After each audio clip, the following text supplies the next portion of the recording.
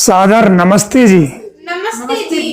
श्रीमद् वाल्मीकि जी द्वारा रचित रामायण के प्रथम बाल कांड के अंतर्गत हमने अभी तक 7 सर्ग किए हैं। तो छठा और 7वां सर्ग है वो दशरथ के पुत्रेष्टि यज्ञ के बारे में हमने किया था। तो आज का भी जो सर्ग है वह पुत्रेष्टि यज्ञ के बारे में ही है। पीछे हमने चर्चा की थी हाँ जी। कि महर्षि श्रृंग जी को वहां से बुलाया गया है, उनके गुरुकुल से उनको बुलाया है और उनकी धर्मपत्नी शांता जी भी उनके साथ में आई हैं। हाँ जी। तो अभी वो अयोध्या में वास कर रहे हैं।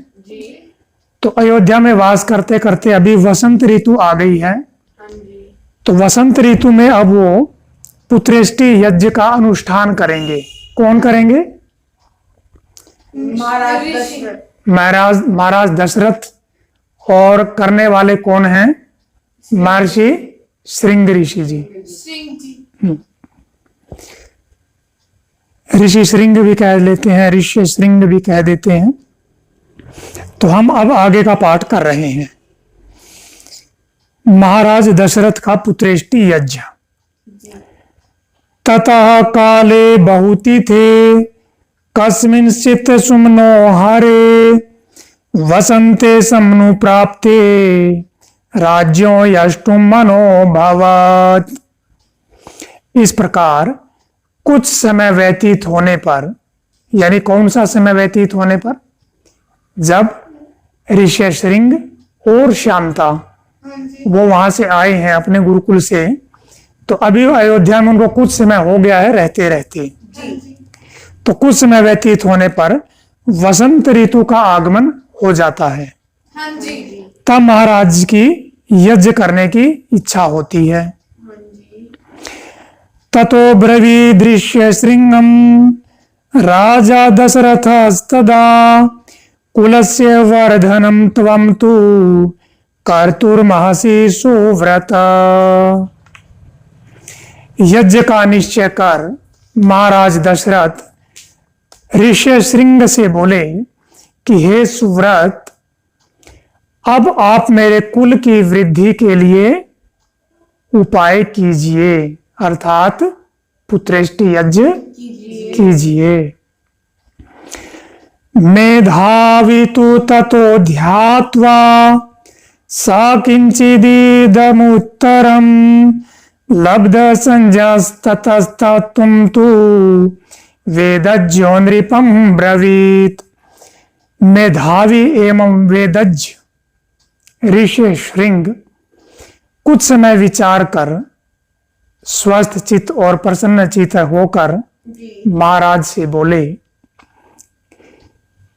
इष्टिम ते हम कृष्यामि पुत्र्यां पुत्रकारिणात् अथर्वशीर्षि प्रोक्तैर्मन्त्रैः सिद्धाम विधानता।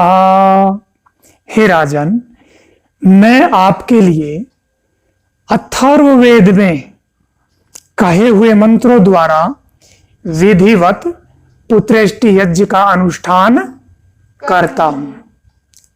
अर्थात क्या प्रमाण दिया पुत्रेष्टि यज्ञ का? अथर्ववेद। तो इसके विधि पूर्वक संपादन होने से अवश्य ही आपके घर में संतान की प्राप्ति होगी।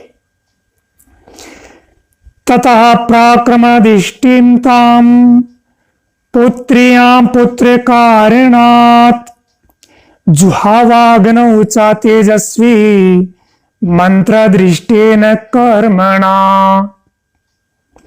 तदनंतर तेजस्वी ऋषि ने पुत्र प्राप्ति के लिए पुत्रेष्टि यज्ञ का प्रारंभ किया और विधिवत मंत्र पढ़कर आहुति देना शुरू किया। तो ये तो पहले बता ही दिया था कि ये जो यज्ञ हुआ है इसके लिए वो एक विशेष स्थान पर गए हैं, नदी के किनारे पर, जहां पर पीपल के और वट वृक्ष आदि के बहुत सारे पेड़ हैं। तो उस स्थान पर इस यज्ञ का अनुष्ठान हो रहा है। हाँ जी। और इसके लिए बहुत बड़ी यज्ञ वेदी बनाई गई है। जी। जैसे पहले बड़े बड़े यज्ञों का अनुष्ठान होता था, अग्निष्टोम आदि यज्ञों का, हाँ जी। तो ये जो पुत्रेष्टि यज्ञ है इसके लिए भी एक बहुत बड़ी, जैसे अपना एक हवन कुंड होता है हाँ जी। धातु का, तांबे आदि का, तो इसी प्रकार से उन्होंने पूरा एक धरती के अंदर खोद करके एक बहुत बड़ी अच्छी प्रकार से शिल्प विद्या के अंतर्गत शिल्पीकार के द्वारा एक यज्ञ विधि का निर्माण किया गया। जी।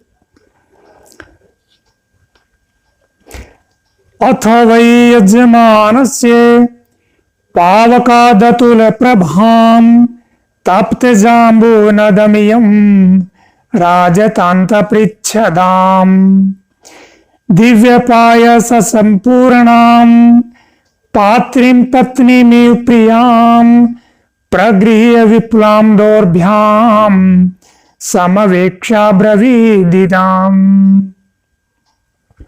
थोड़ी देर के पश्चात महाराज दशरथ के आह्वानीय अग्निकुंड से अतुल प्रभा युक्त सवर्ण से निर्मित और चांदी के पात्र से ढके हुए दिव्य खीर से पूर्ण पात्र को प्यारी पत्नी के समान दोनों हाथों में लिए हुए ऋषि श्रृंग ने महाराज दशरथ की ओर देखकर कहा, यानी अब जो ये खीर की बात आई है, उस यज्ञ के अंदर बहुत सारी विशेष औषधियां डाली गई अग्निकुंड में, हाँ जी।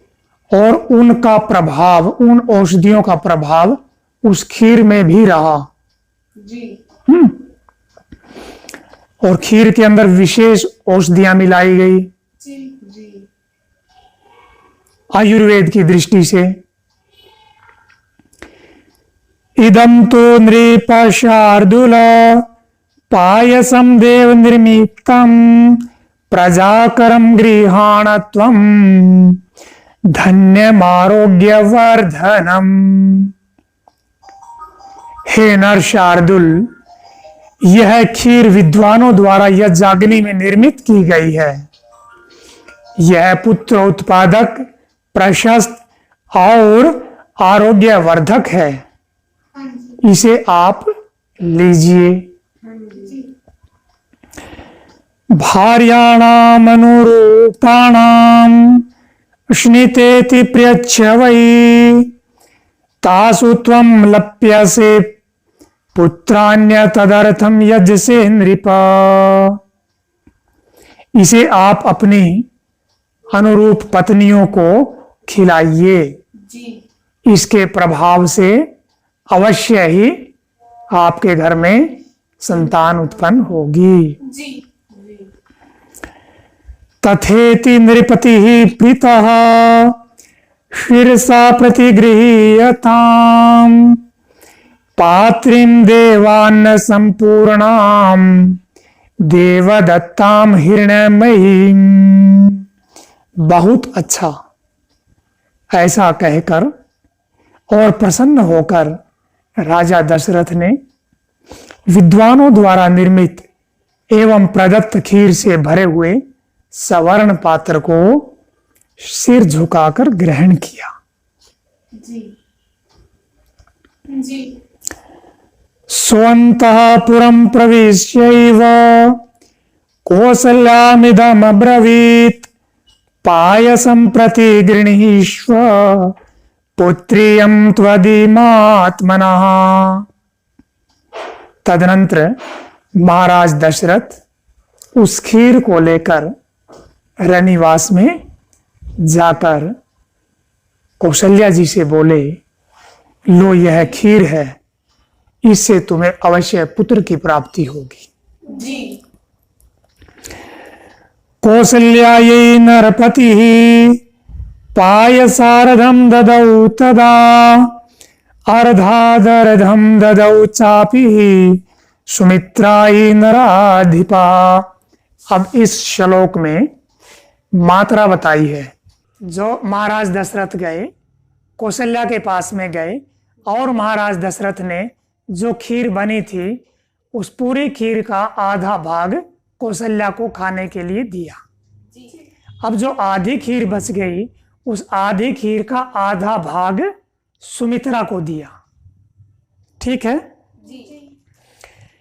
कैकेयी च वशिष्ठार्धम ददौ पुत्रार्थ कारणात् प्रददौ च वशिष्ठार्धम पायसस्यामृतोपमम् अनुचिन्त्य सुमित्रायै पुनरेव महापतिः एवं तासां ददौ राजा भार्याणां पायसं पृथक्।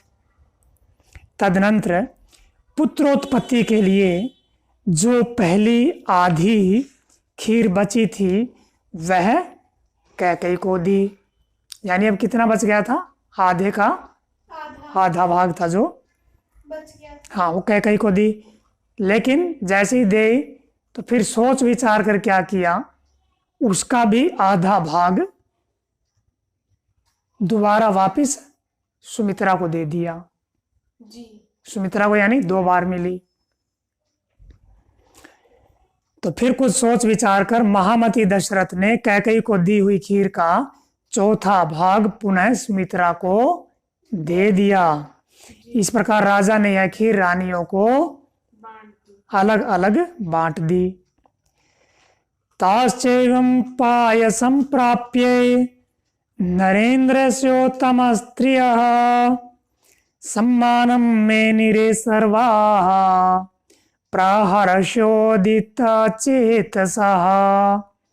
महाराज दशरथ की वे सुंदर स्त्रियां उस खीर को खाकर अत्यंत प्रसन्न हो गई और उन्होंने अपने आप को सौभाग्यवती माना। ततस्तुताः प्राश्य तमुतम स्त्रियो महीपतेरुत्तम पायसं पृथक् हुताशनादित्य समान तेजसो चिरेण गर्भान प्रतिपेदिरे तदा। तदनंतर तीनों महारानियां थी, तीनों रानियां थी, उत्तम अंगनाओं ने महाराज द्वारा पृथक पृथक प्रदत्त खीर को ग्रहण किया, धारण किया। और उसके बाद अग्नि और सूर्य के समान तेज वाले गर्भों को धारण किया। यानी जो कोई भी दोष रहे होंगे तो आयुर्वेदिक जो औषधि तैयार की गई, विशेष औषधि तैयार की गई, तो रानियों ने उसका पान किया। तो अब अगले सर्ग में हम राम आदि का जन्म एवं उनका बाल्यकाल अगले सर्ग में करेंगे। अब यहीं पर इसको विराम देते हैं। एक बार ओम शांति शांति बोले। ओम शांति शांति शांति। सर्वेभ्यो नमः। सबको सादर